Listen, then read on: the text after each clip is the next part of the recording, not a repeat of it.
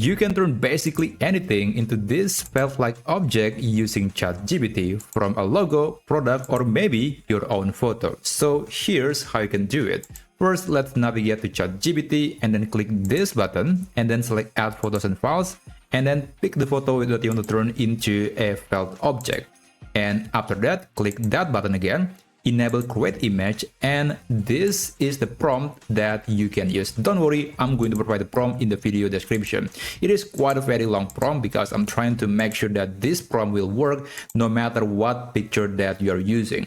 So here, actually at the bottom, you can specify what is the aspect ratio that you want to use. There is landscape, square, and portrait that are supported in ChatGPT. In this case, I'm going to be using landscape. And after that, you can just submit the message and just wait for ChatGPT to create or turn this picture into a felt object. And this might take about 1 or maybe even 2 minutes.